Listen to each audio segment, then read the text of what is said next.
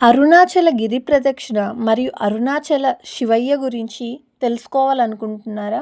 అయితే ఈ వీడియో మీకోసమే. పూర్తిగా చూసేయండి. అసలు అరుణాచలం అంటే ఏమిటి? అరుణం అంటే అగ్ని, అచలం అంటే పర్వతం. అందువల్ల అరుణాచలం అంటే అగ్ని స్వరూపమైన శివ పర్వతం అని ప్రతీక. స్కాంద పురాణంలోని అరుణాచల మహత్యం ప్రకారం బ్రహ్మ విష్ణువులకు తమ తత్వాన్ని చూపడానికి శివుడు అనంతమైన అగ్నిస్తంభంగా ప్రత్యక్షమయ్యాడు. ఆ అగ్నిస్తంభమే అరుణాచల పర్వతంగా స్థిరమైందని కథనం. పంచభూత స్థలాలలో కాంచీపురం భూమిగా పరిగణిస్తుంది, తిరువైనకవాల్ నీరుగా పరిగణిస్తుంది, చిదంబరం ఆకాశంగా పరిగణిస్తుంది, శ్రీకాళహస్తి వాయువుగా పరిగణిస్తుంది, తిరువన్నామలై అరుణాచలం అగ్నిగా పరిగణిస్తుంది. అసలు గిరి ప్రదక్షిణ అంటే ఏంటి? దాన్ని ఎందుకు చేయాలి? ఎలా చేయాలి? ఈ విషయాలు చూసేద్దాం. ప్రదక్షిణ దక్షిణ దిశ వైపు ఉంచుకొని చుట్టూ తిరగడం. భక్తులు పర్వతాన్ని దేవుని స్వరూపంగా భావించి ఎల్లప్పుడూ పర్వతం తన కుడివైపు ఉండేలా నడవాలి. గిరి ప్రదక్షిణ ఎంత దూరం అంటే 14 కిలోమీటర్లు. అలాగే ఈ గిరి ప్రదక్షిణ దగ్గరగా 3 నుంచి 5 గంటలు పడుతుందని చెప్తుంటారు. ఇక్కడ గిరి ప్రదక్షిణ చేసేటప్పుడు మనకు అష్టలింగాలు కనిపిస్తాయి. అరుణాచల గిరి ప్రదక్షిణలో అష్టలింగాల ప్రత్యేక వివరణ గురించి తెలుసుకుందాం రండి. అరుణాచల గిరి మార్గంలో ఉన్న 8 లింగాలను దిక్పాలక లింగాలు అని అంటారు. ప్రతి లింగం ఒక దిశను, ఒక దైవశక్తిని, ఒక జీవన తత్వాన్ని సూచిస్తుంది. ఇందులో మొదటిది ఇంద్రలింగం. ఇది తూర్పు వైపుగా ఉంటుంది. దీని దిక్పాలకుడు ఇంద్రుడు. తూర్పు దిశ సూర్యోదయానికి సూచిక. ఇది కొత్త ప్రారంభాలకు సంకేతం. ఇంద్రుడు దేవేంద్రుడు, ఐశ్వర్యానికి ప్రతీక. భక్తుల విశ్వాసం ఏమంటే ఉద్యోగ అభివృద్ధి దక్కుతుంది, గౌరవ ప్రతిష్టలు దక్కుతాయి, నాయకత్వ శక్తి కూడా దక్కుతుంది అని భక్తుల విశ్వాసం. అలాగే రెండవది అగ్నిలింగం. ఇది ఆగ్నేయంలో ఉంటుంది. దీని దిక్పాలకుడు అగ్నిదేవుడు. దిశ ఆగ్నేయం. అగ్ని అన్నింటినీ శుద్ధి చేసే శక్తి, పాపకర్మలను దహనం చేస్తుందనే విశ్వాసం ఉంది. దీనివల్ల నెగిటివ్ శక్తి తొలగిపోతుందని నమ్ముతారు. శారీరక ఉత్సాహం అలాగే సంకల్ప బలం కలుగుతుంది అని నమ్ముతున్నారు.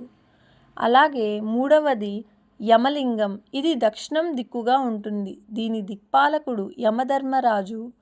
దక్షిణ దిశను యముడు అధిష్ఠించేవాడు. జీవితం అనిత్యమని గుర్తు చేసే స్థలం. దీనివల్ల అపమృత్యు నివారణ, ధర్మ మార్గం, భయ నివారణ కలుగుతుందని నమ్ముతారు. నాలుగవది నివృత్తి లింగం అలాగే నైరుతి లింగం. దీని దిక్పాలకుడు నివృత్తి. ఈ దిశను అశుభ శక్తుల దిశగా భావిస్తారు. ఇక్కడ ప్రార్థన చేయడం ద్వారా దోషాలు తొలగుతాయని నమ్ముతారు.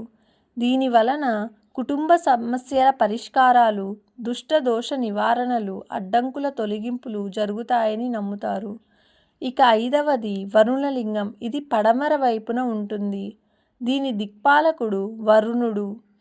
పడమర దిశ సూర్యాస్తమయానికి సూచిక. వరుణుడు జలాధిపతి.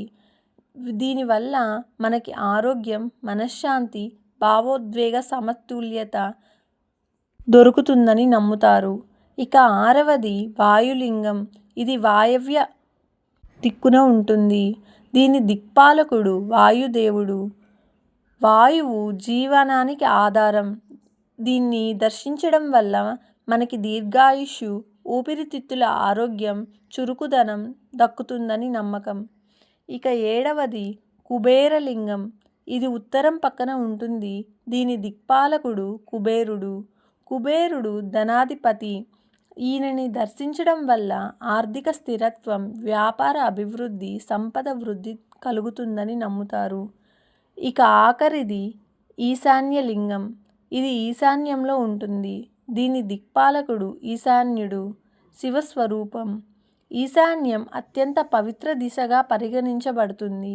దీనిని దర్శించడం వల్ల ఆధ్యాత్మిక పురోగతి, జ్ఞానం, ముక్తి మార్గం కలుగుతాయని నమ్ముతారు. అష్టలింగాల వద్ద భక్తిభావంతో ప్రార్థించడం ద్వారా శరీర, మనసు, ఆత్మ సమతుల్యత పొందుతారని విశ్వాసం. అలాగే పౌర్ణమి రోజున ప్రత్యేక పూజలు జరుగుతాయి. పౌర్ణమి రోజున చంద్రకాంతి మనస్సును ప్రశాంతంగా ఉంచుతుంది. చంద్రుడు మనస్సుకు అధిపతి అని శాస్త్రం చెబుతుంది. పౌర్ణమి సమయంలో గిరి ప్రదక్షిణ చేయడం వల్ల మనోశుద్ధి అలాగే కర్మశుద్ధి జరుగుతుందని విశ్వాసం. ఇక్కడ కార్తీక దీప మహోత్సవం చాలా అంగరంగ వైభవంగా జరుగుతుంది. కార్తీక మాసం పౌర్ణమి రోజున పర్వత శిఖరంపై మహాదీపం వెలిగిస్తారు. అది శివుని అగ్ని స్వరూపాన్ని సూచిస్తుంది. లక్షలాది భక్తులు ఆ రోజున గిరి ప్రదక్షిణ చేస్తారు.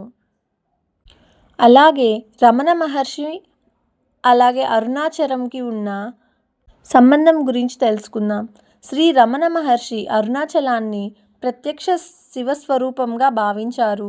ఆయన ఇలా చెప్పారు: అరుణాచలం కేవలం పర్వతం కాదు, అది